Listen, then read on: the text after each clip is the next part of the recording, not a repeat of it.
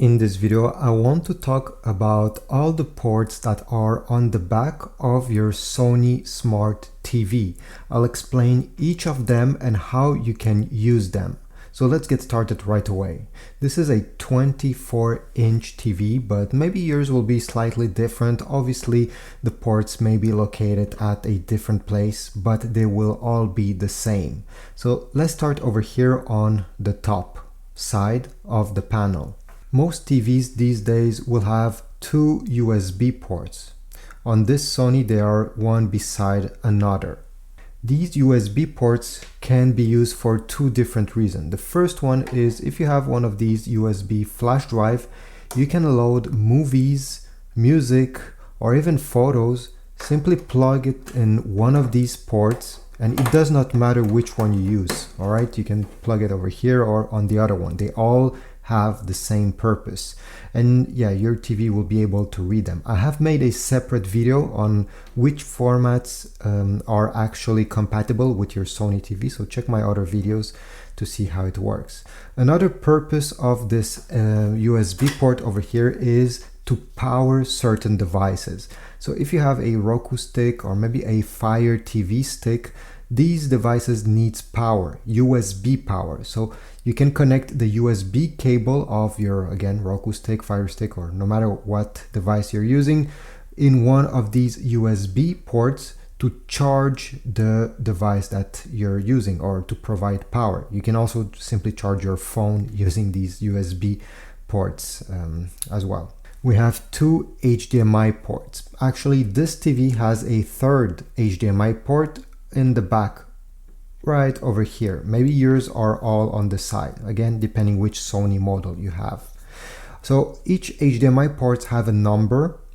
Over here on this panel, maybe it's hard to see for you, but it says 1, 2, and over here it says 3. Now I guess most people already know what an HDMI connector like this one is used for.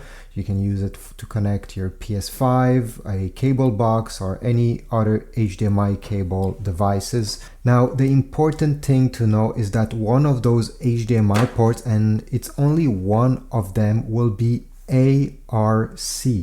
This HDMI cable you see on the back of my Sony TV is the one that is ARC. It says HDMI 3 ARC.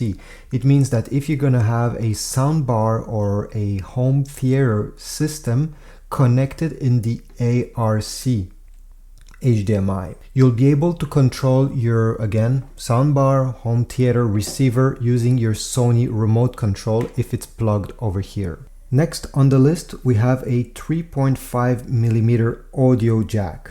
This is for headphones. So if you don't want to disturb the whole house at night and you want to watch your show, connect any regular pair of headphones that are using a 3.5mm jack like this one, and yeah, the sound will come out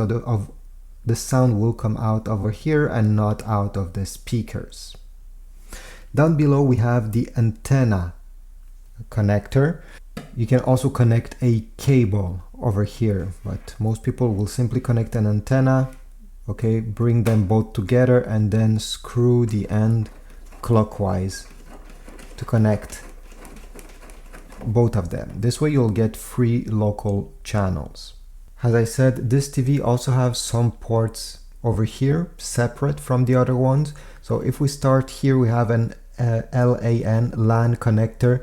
If you don't want to use the Wi-Fi with your Sony TV, maybe because it's not very reliable in your case, you can connect the TV directly in the back of your Wi-Fi router using a simple Ethernet cable that will go right over here and the other end in the back of your router.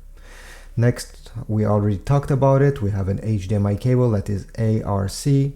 And over here we have an RCA connector. This is for older devices. If you have a VCR or maybe an older gaming console like a Nintendo 64, a GameCube, a PS1, PS2, this is where you're going to connect these devices right over here. It's very nice to have this option. If you have an older camcorder also as well, these are connecting using an RCA connector like this. And finally, we have digital out, optical. If you're going to connect a soundbar or a home theater using an optical cable, most people will use the HDMI, but if you prefer optical, well, this is where it goes. Make sure that when you're using these optical cables that you remove the protector. Usually it's a small rubber cap, okay, above. It's so small, most people forget to remove them, okay. Make sure there's nothing over here. Align it with the port on the back of your Sony TV, and this is about it. And finally, we have the power port. This is where you're going to connect the power cable that came included with your Sony TV. Overall, this is it. I hope my video was helpful. If so, leave a comment. If you think I missed on some information, write a comment as well. I want to know so I can improve in the future. Like, subscribe, and I'll see you in the next video.